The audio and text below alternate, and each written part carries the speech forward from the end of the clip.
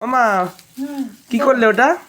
এটা ওই নুন শেষ হয়ে গেছে, কৌটোর নুন ঢাললাম। ও তো বন্ধুদের এটাও দেখাচ্ছিস নুন ঢালছি, তা ভালো।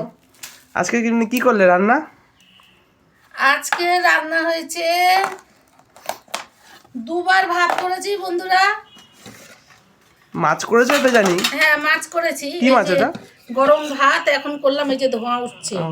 তার আগে একবার করেছি এই যে মাছের তরকারি, বড় বড় জাপানি পুঁটি, এই যে মাছের তরকারি।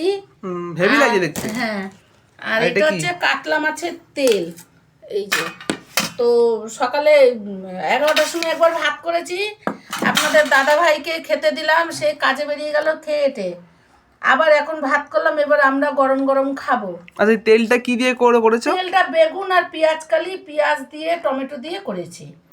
হেভি লাগে দেখতে। হ্যাঁ। দুটোই খুব সুন্দর লাগছে। হ্যাঁ তাহলে এই দুটোই আজকে রান্না নাকি? হ্যাঁ। মাছ আর তেল।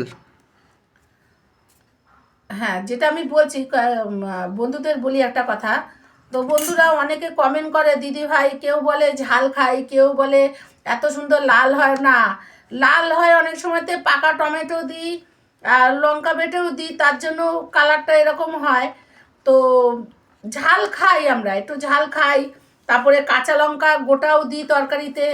এবার কে কে এইভাবে আপনারা খান, একটু কমেন্ট করে আমাকে জানাবেন। হ্যাঁ, তো এই অবধি হলো। তা আমি আপনাদেরকে আরও কিছু কথা বলতে চাই, কিন্তু এই মুহূর্তে মানে বলতে চাইছি না, পরে বলবো আপনাদেরকে। অন্য আপনারা, ভিডিওতে হবে। হ্যাঁ, কমেন্ট করবেন, শেয়ার করে দেবেন একটু। এই অবধি।